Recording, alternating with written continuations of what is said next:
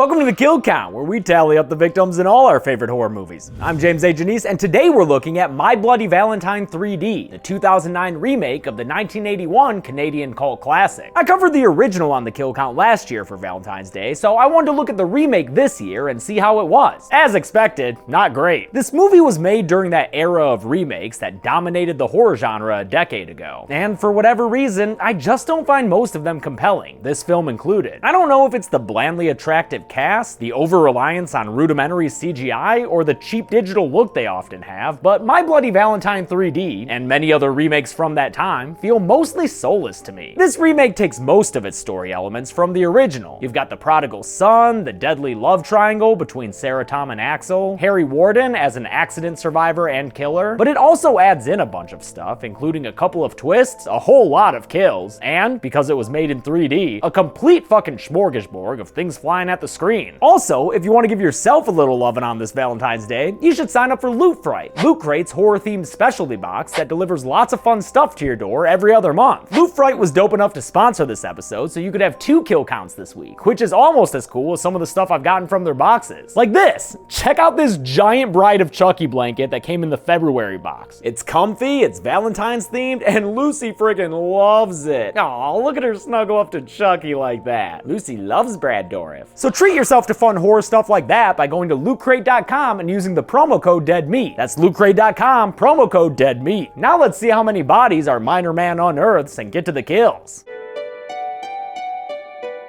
The movie begins with a newspaper sequence that feels like it came from a Batman movie. In it, we get the pretty complicated backstory that I'll try to lay out for you clearly. In the town of Harmony, on Valentine's Day, a mining accident left 6 miners trapped underground for 6 days. The accident was caused by a mistake made by Tom Hanniger, heir apparent to the Hanniger mine. The only survivor of the accident was Harry Warden, but the others weren't killed by the cave-in. It was murder! We don't exactly see these kills, and I know we're just learning about them from the news, but I'll go ahead and put these 5 miners on the count just so I don't get yelled at. I will note, however, that in the original, Harry killed the other trapped miners and ate them to survive, but in this movie, they say he only killed them to save oxygen for himself. It's a tad less gruesome. So far, the backstory to this movie is more or less the same as the original, but we're about to add on to it, because all of a sudden, it's 1 year after the accident, and we see that Harry Warden has been in a coma the entire time. But that ends right now. After a nurse finds him missing from his hospital bed, we're ready for a murder spree that'll give us a whopping 9 kills. The first victim is a dude in a bed behind Harry, presumably killed, and the rest are shown after Warden has fled and the cops have arrived at the scene. Let's see, there's the lady on the left, the half-mannequin dude on the right, 4 in this hallway on the ground, going all the way to the background there, another in the foreground when the hallway shot glides down, and the last victim is this lady in the hospital bed, who has her chest ripped open and her heart in a chocolate candy box. Damn! All these kills create a whole lot of work for me, and also Sheriff Burke, played by legend of the genre Tom Atkins, previously seen drunk off his ass for the entirety of the non-Michael Myers Halloween movie. I wonder if he'll manage to stay out of a bar this time through. Nope, didn't think so. Also getting drunk in this movie are all these kids partying at the Hanniger mine. Why, there's young Tom Hanniger himself, arriving with his girlfriend, Sarah. Ain't she a dame? Sarah is played by Jamie King, who would go on to star in another horror remake, 2012's Silent Night. Sarah and Tom's friends are Irene and Axel Palmer. Irene is played by Betsy Rue, who would also wind up in another horror remake as the nice girl killed in a cornfield in Rob Zombie's Halloween 2. And Axel is played by Kerr Smith, who was that douchey guy Carter in Final Destination. Okay, got all the horror credentials out of the way. Now we can get back to watching 30-year-olds play teenagers. Tommy can't bring himself to enter the mine, since it was where he made the mistake that caused the Harry Warden cave-in a year ago. So Sarah goes inside by herself and finds herself alone in the tunnels, until she runs into this dude named Jason who scares her. What, you think I was Harry Warden or something? Hey, Michael, check this out.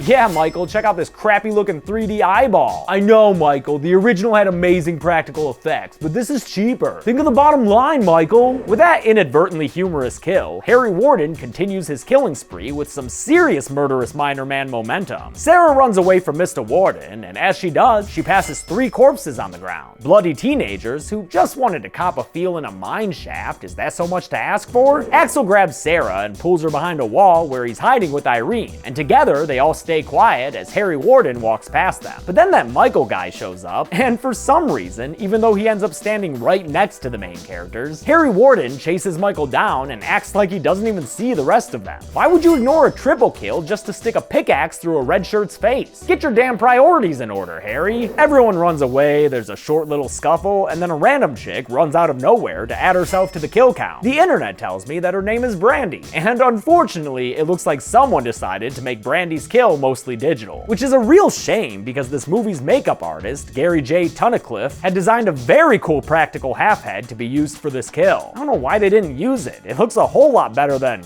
this. Ugh. Tom runs into the mine, and as he joins the others in their escape, Harry Warden manages to get him to the ground. Considering Tom a lost cause, Axel forces Sarah into a pickup truck with Irene so the three of them can escape. Harry Warden throws a crappy 3D pickaxe at them. Jeez, nice reflexes there, Sarah. And then the three of them get the heck out of Dodge, leaving Harry Warden staring after them and Tom in some pretty big doo-doo. Harry Warden nearly kills Tom before getting shot through the back by Sheriff Burke, who has just arrived alongside his geriatric deputy. Stay down, Harry! Yeah, down, Harry. Bad Harry. They shoot at him a few more times, but Harry runs out of the mine in a manner similar to how Axel did at the end of the original, just with less maniacal laughter involved. Tom is left with a face full of blood and his eyes darting all over the place before we jump ahead to the same town of Harmony 10 years later, where a news report is recounting the backstory we just watched. Taking the lives of 22 men, women, and children. Wait, 22? I only counted 15, and I do this for a living. I think I'm gonna stick with my number here. I bet that news reporter is sensationalizing that shit. Axel Palmer now has facial hair and is the sheriff of Harmony, and at some point during the past 10 years, he and Sarah got married and had a kid together. But their holy matrimony doesn't stop Sarah's employee Megan from making eyes at Sheriff Axel. Oh wait, did I say making eyes at? I meant making fuck with, in a cabin in the woods. And yes, I did say making fuck. Megan is so into Axel that she's getting him Valentine's cards and making weird requests. Maybe one day you'll tell your wife. Yeah, that's not how affairs usually work, lady. But as it turns out, this is no longer your usual affair. I'm pregnant. Aw, Sheriff, you were giving her Valentine's candy unwrapped like that? Old man Hanniger has recently passed away, meaning his namesake mine has just passed into control of his son Tom Hanniger, who doesn't exactly have the fondest of memories at this place. He goes and visits his dad's business partner, a guy named Ben, and holy shit, that guy's Kevin Teague, Locke's dad from Lost. Aw shit, Tom, you lucky Ben ain't your dad, or else you'd be flying out that window right now. Ben would happily defenestrate Tom because Tom is looking to sell the mine and put everyone in town out of business. Because, wait, yeah, why are you doing that, Tom? Those mines have been outdated since I was a kid.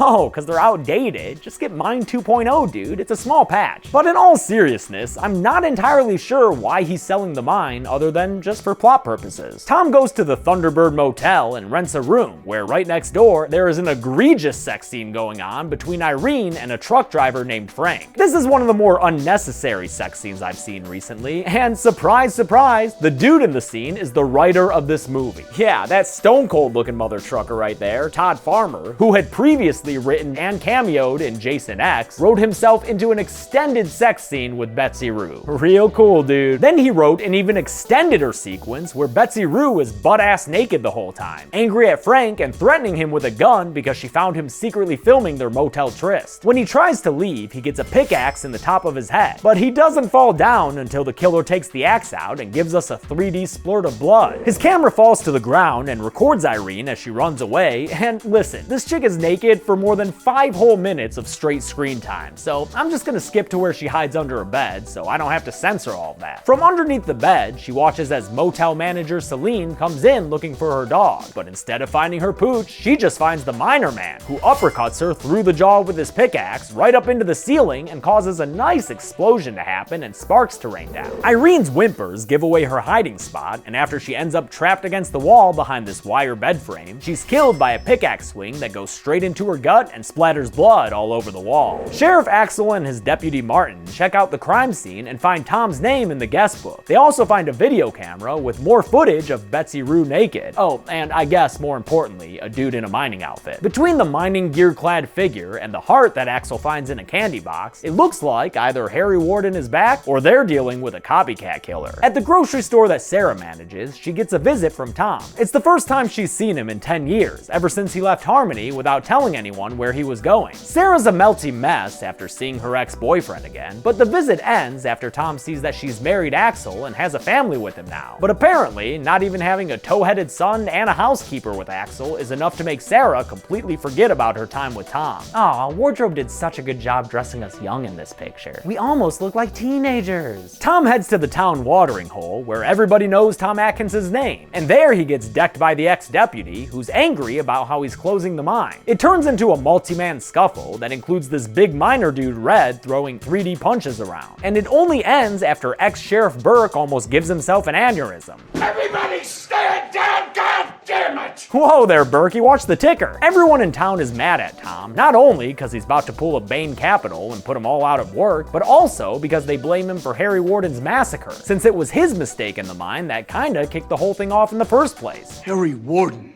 killed him.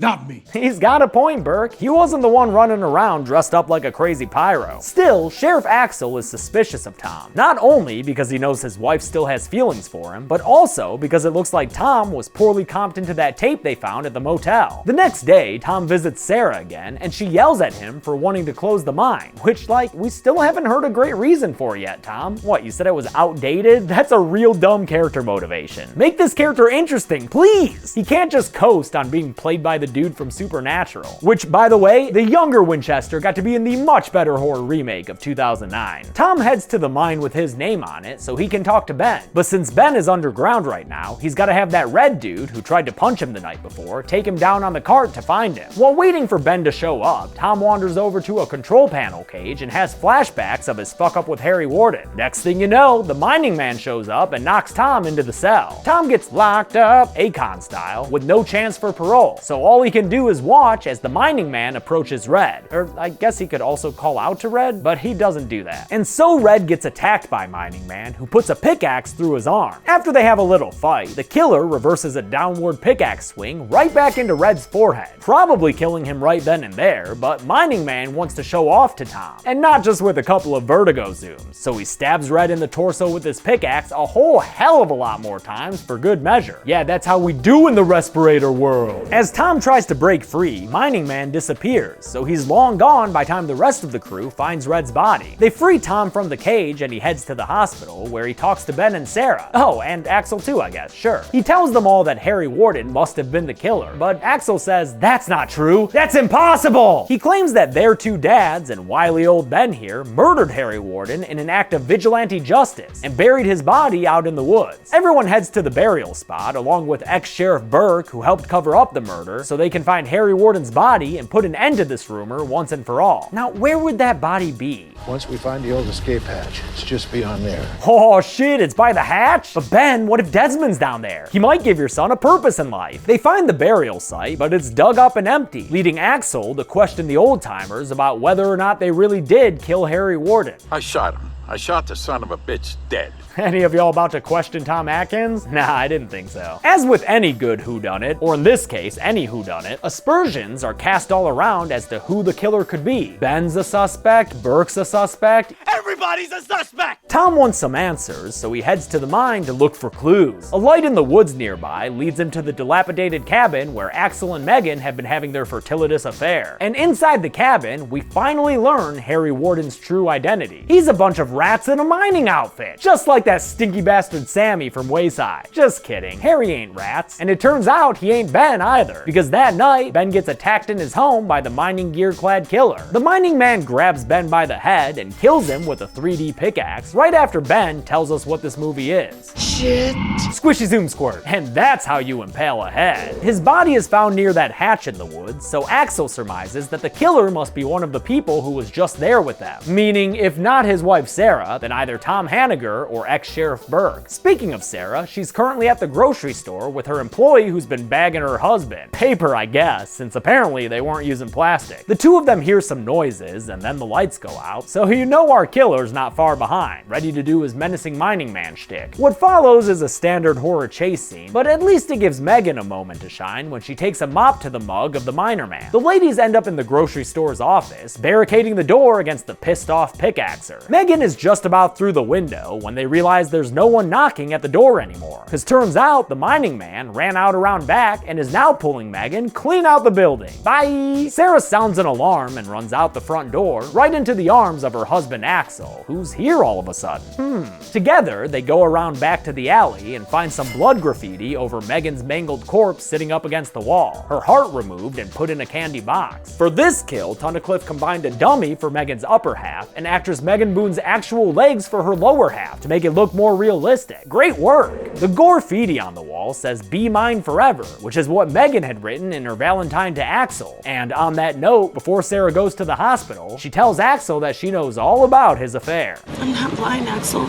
Back at their soon-to-be broken home, Sarah and Axel's son Noah watch his cartoons while his housekeeper Rosa fails to notice the mining murderer walk right into the house. Rosa gets punished for that oversight when the killer approaches and murders her with a video wipe? Oh no! Someone tell George Lucas that those things are dangerous. Her body is later found in the dryer in an homage to a kill from the original. There's a cop outside the Palmer home who also didn't see the mining man enter, so good thing Burke shows up out of nowhere to tell her the killer's inside. She heads inside to look for him, but only finds Noah creepy crawling around the couch. Burke, meanwhile, goes around the side of the house and gets himself killed by a pickaxe uppercut that goes through his jaw, and stays there for quite some time in my favorite effect of the movie. Get this, they had a figure of Burke with a tearaway jaw that was affixed with magnets, as well as a separate pickaxe prop that Tom Atkins could have coming out of his mouth. It's all combined to great effect when the killer pries out the pickaxe and sends Berkey bits flying at the camera. Damn, I guess that means no more Tom Atkins though. Tom calls Sarah at the hospital and then picks her up to tell her that he no longer thinks it's actually Harry Warden killing people. Now he thinks it's her husband Axel. Then Axel calls Sarah, looking little Miss Popular over here, and tells her what they've just learned about Tom. Tom has been at a mental institute for the past 7 years. He is not the guy you grew up with. When Tom refuses to take Sarah home, she takes matters, and the steering wheel, into her own hands and drives his car off the road, crashing it head-on into a 3D tree branch. She runs away from the accident and into the woods until she winds up at the Love Shack, a little old place where you can get your side piece pregnant. Sarah finds the Valentine that Megan gave to Axel, as well as that picture of her and Tom together. She remembers how pissed Axel was when he found that picture, so by the time the mining man shows up at the cabin, she thinks it's her husband.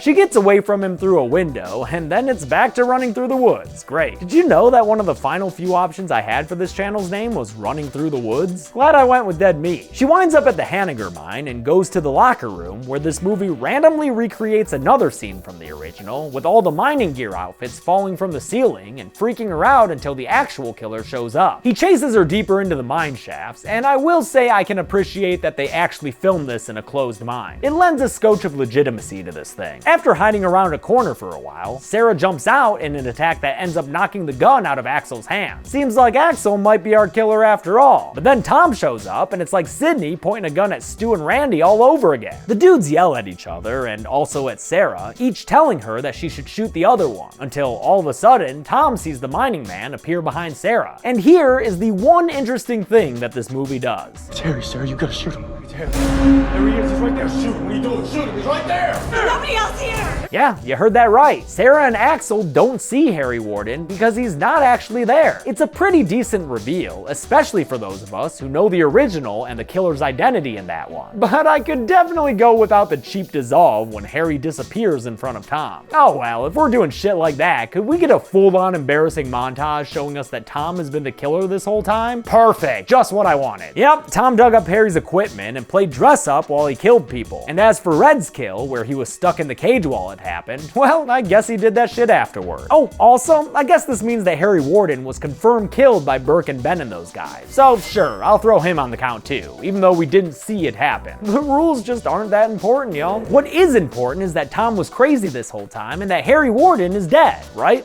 No. He's here. Aren't you, Harry? You living inside, Tom? Oh, I'm right here. Wait, what? Did this just become a possession movie? They actually just breeze right past that idea and get into a beat-em-up battle between the boys. It pans out exactly like you'd expect it to. Namely, with neither of them dying, just a non-fatal hit that Tom delivers into Axel's side before he's all like, "Run away!" He comes back shortly to steal more cool stuff from the original, but Sarah tells him to knock that shit off and ends his pickaxe temper tantrum by shooting a bullet in 3D. That we watch go through Tom's side, Jesus Christ, and hit a gas tank behind him. Tom goes boom, a bunch of shit flies at the camera, and I guess that's what counts as a climax these days. A rescue team descends into the mine, and one dude finds Tom buried but still alive. He tries to get help for the pickaxe killer, but instead just gets first person killed by Tom swinging a 3D pickaxe into his head. Wow, it's almost like Tom killed the audience with that strike. If only, right? Sarah and Axel are rescued and say I love you to each other, so I guess that means their marriage is okay now. Good, I was very concerned about that. The movie ends with one injured looking rescue worker stepping right on up to the camera and removing his mask to reveal that he's Tom. Hey, I know Jensen's face is here to sell tickets, but shouldn't Tom probably keep the mask on until he's a little further out from the crime scene? God, and he breaks the fourth wall too? Gross. The original My Bloody Valentine had a respectable 16 kills. Did this remake outdo it in the pickaxe department? Let's find out at the numbers. But first, let's see what these hearts say. Let's see what the hearts are saying to us. It says cutie. That's me. I'm a cutie. The heart told me. I'm not saying it about myself. The heart told me. All right? I'm just relaying what the heart said. Okay? It's up to you if you believe it or not. I believe it. I counted 30 kills in My Bloody Valentine 3D, although my count is at odds with that in-universe news report. Oh well, of the victims I covered, 18 were male, 10 were female, and 2 were unknown, giving us a classic tripart pie chart. And with a runtime of 101 minutes, we had a kill on average every 3.37 minutes. I'll give the golden chainsaw for coolest kill to Sheriff Burke. I love the practical effects used for it, and even when it does get digital, hey, it's a jaw flying at the screen, that's fine. And I'll actually give the dull machete for lamest kill to that chick Brandy. Sure, it's a good kill in concept, but that digital execution just looks bloody awful. And that's it. My Bloody Valentine 3D came out in 2009, and this kill count for it is my Valentine's Day gift to you. And if you're feeling lonely on this day, just remember that you don't need somebody else to love in order to love yourself. Thanks again to Loot Fright for sponsoring this episode, and because of them, you'll have another episode tomorrow. But until then, I'm James A. Janice. This has been The Kill Count. Thanks a lot for watching this Valentine's Day Kill Count. I want to thank some patrons like Tamsin Wild, Rainstorm, David Priest, and Gretchen Kirchner. And of course, I want to thank Loot Fright once again for sponsoring an episode. And just thanks to everyone who watches these episodes with ads and doesn't complain about them. YouTube revenue is a fickle thing, so it helps to have sponsors like Loot Fright to help support me. Thanks everyone, be good people.